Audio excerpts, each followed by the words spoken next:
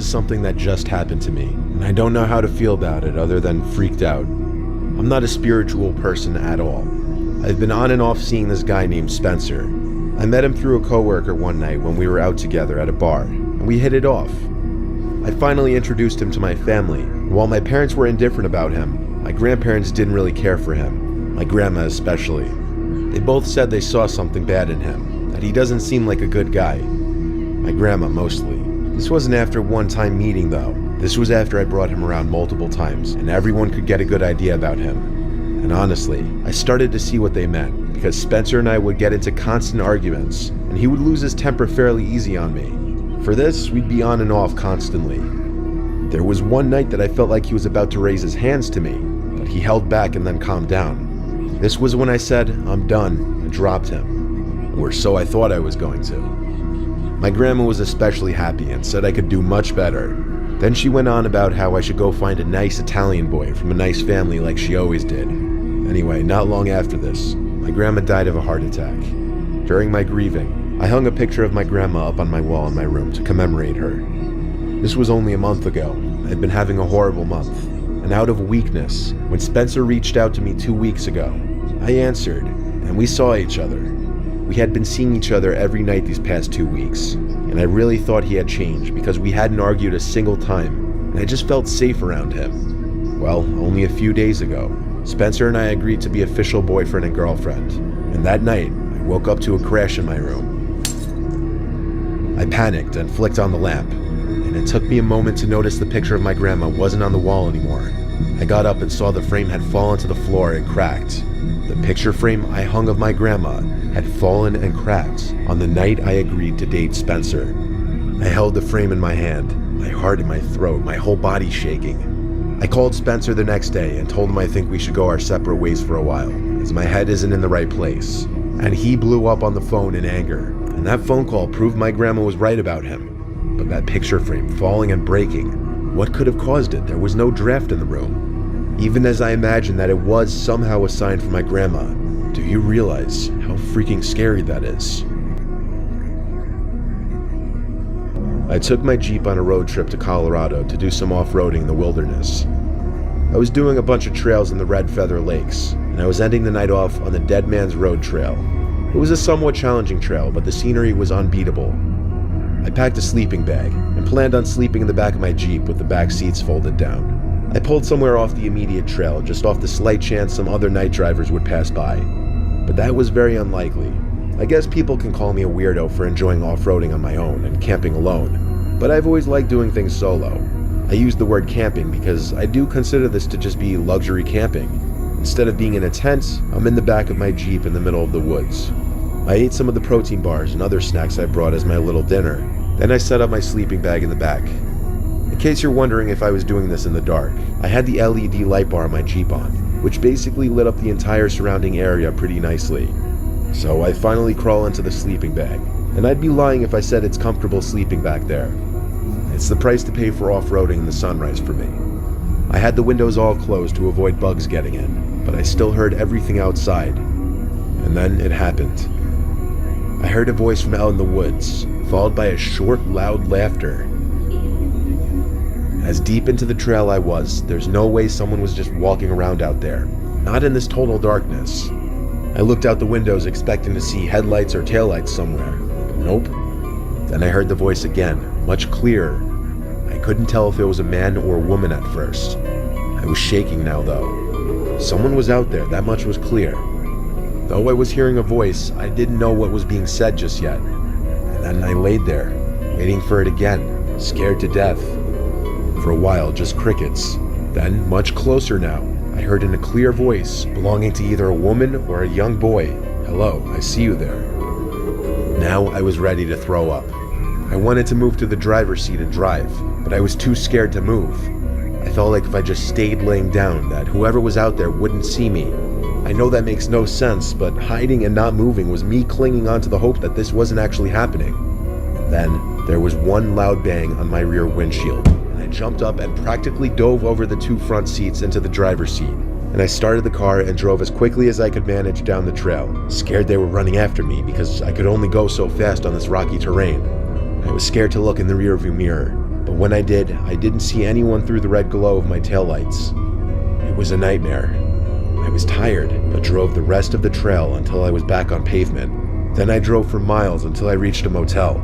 Some people have asked me, what if it was someone stranded who needed help? And I say no way. No one's out there that late in the pitch black, laughing without a flashlight that deep on some trail. And they wouldn't bang on my windshield just once like that if they weren't trying to scare me. People are messed up. Always watch your back and be woke to your surroundings. This is one of the few unexplainable events I've experienced in my life. I was home upstairs in my room, writing my paper for my history class. As far as I knew, I was home alone. But apparently I was mistaken, because my mom's voice called out from downstairs, yelling my name. I called back, "What?" She didn't answer. So, slightly annoyed because I didn't want to be interrupted from my train of thought on my paper, I reluctantly got up to go downstairs and see what she wanted. When I got downstairs, I looked around for my mom, but she wasn't anywhere in sight. So I yelled out, "Mom?" And she yelled back my name in response. Her voice came from down in the basement. So I went to the basement door, but strangely the lights were off. I called down the stairs, "Mom?" again, and she called back. I yelled out, "What are you doing down there with the lights off?" She didn't respond. I flicked on the light and went down the stairs. I heard my mom call my name again as I was near to the bottom of the steps. It was getting weird. Each time she called my name, it sounded exactly the same, like there was zero difference in inflection every single time she said my name. I yelled out, "Mom," again, and she once again yelled back my name. She was nowhere to be seen in the basement, but then I noticed the little crawl space closet door was open. I call it that because it's a weird closet that you have to kind of crawl into, but it takes up a large chunk of the basement. That was the only place left in the basement that my mom could be. So I said, "Mom," one final time. No answer this time. I went closer to the closet door and got on my knees just to try and look in. It was pitch black inside, and I was starting to get freaked out. I said, "Mom, are you messing with me?" There was no response at all, just the quiet buzzing sound from the basement light. I got back up and for some reason decided to sprint back upstairs, slamming and locking the basement door behind me. I didn't know what I had just witnessed and heard, but I went to grab the house phone and call my mom's cell number. It rang a few times until my mom picked up, and I learned that she was out grocery shopping. I told her, but she didn't believe my story, of course. She thought I was messing with her. It took half an hour of begging her to believe me that she finally went along with it, and when she and my dad were both home, we all went down to the basement together. The closet door was still open. My dad went inside, but there was no one in there. This still remains to be the most haunting, unexplainable experience of my life. I was only about 9 years old when this happened. I was sleeping over my grandma's house for the weekend, which I often did when I was little. It was a stormy day out, and my grandma was out at the nearby grocery store getting ingredients for dinner. I was in the living room watching SpongeBob when the phone rang. There was obviously zero reason for me to answer the phone, but you know, I was a little kid with a little kid brain. There's no explaining any decisions made. I went to the kitchen and picked up the phone, and after my little kid voice said hello into the phone, the man's voice on the other end said, "Can I speak to the adult in the house?" I said, "She's not home," and the voice responded, "So you're all alone right now?" I remember I paused for a second, then said, "Yeah." Even at my age, I knew after he asked that it probably wasn't a good idea to have picked up the phone. The person on the other end then asked if the current address he had on file was correct, but I didn't answer that. I hung up the phone, and now I was nervous. I was worried I might have just gotten my grandma in trouble. Nonetheless, I went back to watching SpongeBob. 20 minutes later or so, there was a frantic knocking at the door. I muted the TV and listened. Along with the knocking, someone on the other end cried out, "Please help." It was a man. I snuck over to the edge of the wall where the opening for the front door was to take a peek and see if I saw anyone standing on the other side of the door through the glass at the top of the door. That was a mistake, because I did, and they saw me too. The man on the other side of the door immediately said, "Little boy, please open the door, I'm hurt bad." I ran to the corner of the room by the window and closed the blinds so I could hide behind the couch. I was so scared. There were no cell phones back then. I couldn't call my grandma. The man kept pounding on the door, his cries for help turning more annoyed sounding, and his knocks got louder and more frequent. Then the pounds on the door stopped, and he started knocking on the window right next to me. The creep started saying things like, "I'm not gonna hurt you," and "Please, I'm bleeding bad." I started to cry in the corner, still hiding behind the couch. The pounding stopped finally, and after a minute, I ran to my grandma's room and locked the door. I laid in her bed under the covers with only my head sticking out. The rain hitting the windowsill and the occasional distant thunder was weirdly calming, at least for a little bit.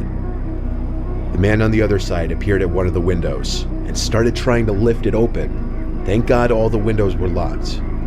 Now I hid under the covers completely, and I don't think he saw me in there. This was the last time I saw or heard that man. 20 minutes later, I heard my grandma come in through the front door. I ran into her arms, crying and apologizing, and told her everything. She of course called the police, and when the officers needed me to give whatever details I could, my grandma called me into the room and I answered their questions. Then she sent me back off to the guest bedroom to watch TV.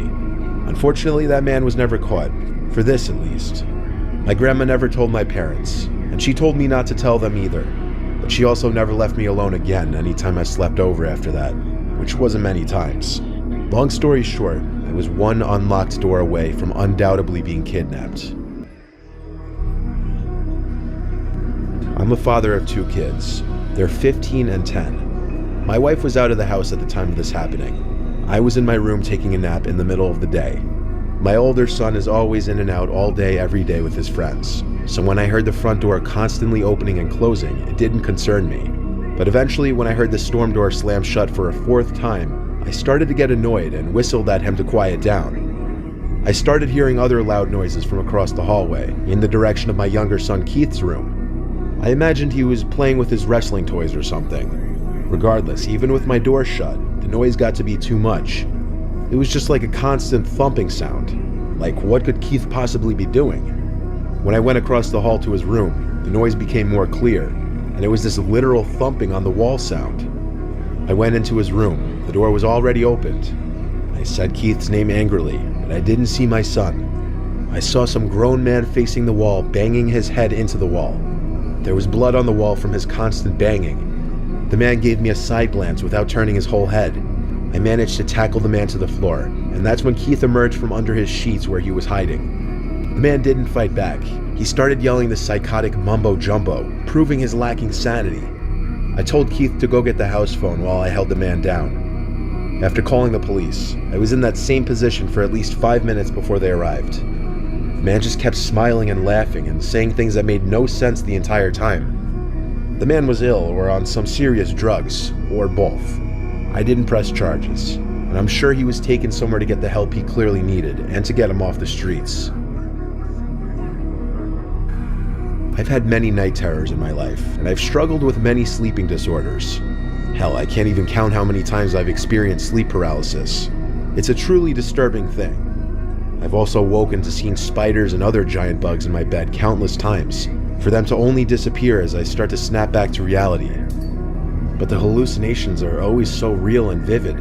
I always find myself jumping out of my bed screaming, throwing pillows at the non-existent bugs.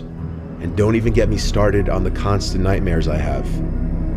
There was one stressful week of school that I was up to my ears in homework with all my classes, and I was admittedly exhausted mentally and physically. With half of my assignments due the next day, which was Friday, I was up extremely late for a school night. It had to be like 3 a.m., and I had to be up in 3 hours.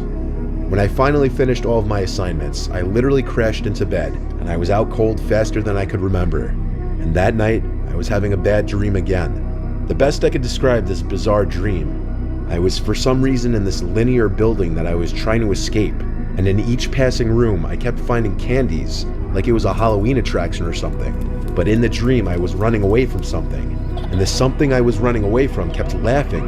It was a child's laughter, and it sounded like it was coming from everywhere. What caused me to wake up was when I made it to what was presumed to be the final door of the building. The laughing was the loudest now, and when I opened the door, I woke up in my bed. I couldn't move. It was happening again. Then there was a laughter from the middle of the room. I moved my eyes to focus to the middle of the room. There were 4 people standing in the center of the room. It was like a family, a tall male and female, and then a small boy and girl.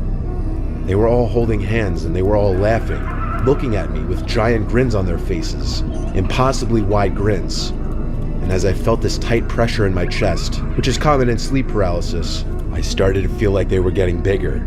were just getting closer, like they were all floating towards me. When my body finally permitted, I threw the sheets off of me and threw my pillows into the middle of the room and screamed. But the pillows hid nothing, as the 4 figures were gone, and the horrible laughing had stopped. I had never experienced a hallucination like that, and I have had sleep paralysis many times. I had to see my doctor the next day, who prescribed me new medication. Since then, I've still had my share of night terrors, but nothing even close to that.